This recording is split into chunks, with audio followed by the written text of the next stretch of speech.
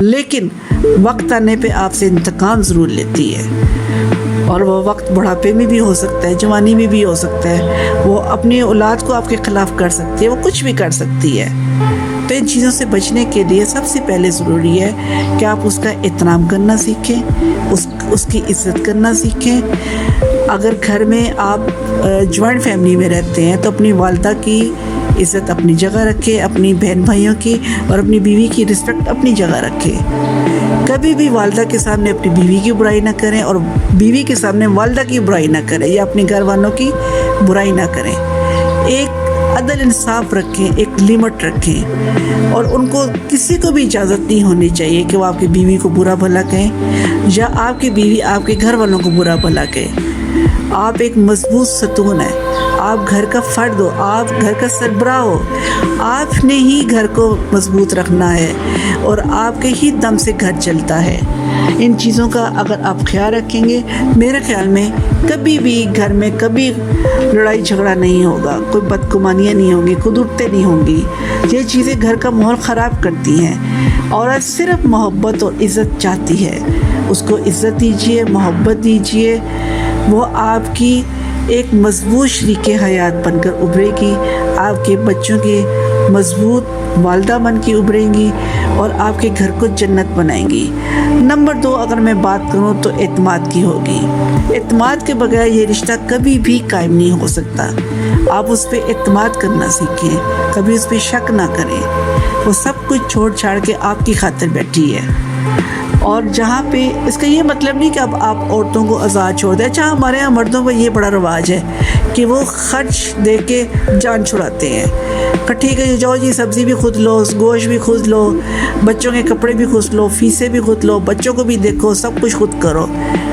تو کئی دفعہ وہ اس آزادی میں اتنی کھو جاتی ہے کہ آپ کا وقار بھی قائم نہیں رکھ سکتی۔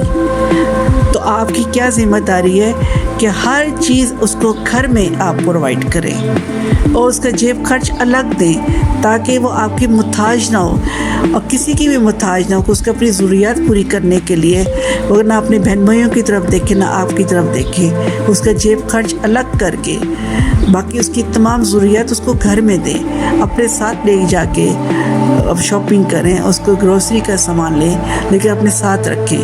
کبھی ایسا نہ کریں کہ اس کو آزاد آپ چھوڑیں۔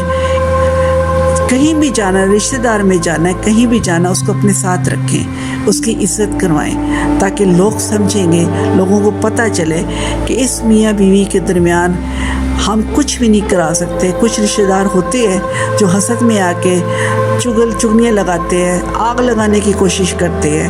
کبھی کسی کی باتوں پہ کان نہ دھریں، یہ دونوں کے لیے ہے، نہ بیوی کان دھرے نہ مرد کان دھرے۔ اور خدا را اپنی بیوی کے ساتھ اچھے طریقے سے رہیے، پیار محبت سے رہیے اور اس کے وفادار رہیے، سب سے بڑی بات۔ تیسری بات آ جاتی ہے سمجھوتا۔ اگر آپ سمجھتے ہیں کہ آپ کی بیوی اس کے باوجود بھی، ان تمام چیزوں کے باوجود بھی وہ آپ سے لڑائی جھگڑا کرتی ہے یا آپ سے زیادہ خرچ کا سوال کرتی ہے، آپ کو تنگ کرتی ہے، تو پھر آپ کو یہاں سمجھوتا کرنا پڑے گا، بچوں کی خاطر، گھر کی خاطر۔ سمجھوتا یہ ہے کہ آپ اس کی 2-3 برائیاں کو چھوڑ کے، کوئی ایک آدھ خوبی تو لازمی ہوتی ہے، وہ ہر انسان میں ہوتی ہے، تو آپ اس کی خوبی ڈھونڈیں۔ یہ تو اللہ تعالیٰ بھی قرآن میں فرماتا ہے کہ اگر اس کے 2 باتیں کو بری لگیں گی تو اس کی ایک بات ضرور آپ کو اچھی لگے گی، تو اس اچھی بات کو کھوجیں، آپ اس اچھی بات کو دیکھیں، اس کو لے کے چلیں اور معاف کرنا سیکھیں۔ آپ اللہ تعالیٰ کے اتنے گناہ گار ہیں، ہم سب گناہ گار ہیں۔ آپ اللہ تعالیٰ کی نافرمانی کرتے ہیں تو کیا اللہ آپ کو معاف نہیں کرتا؟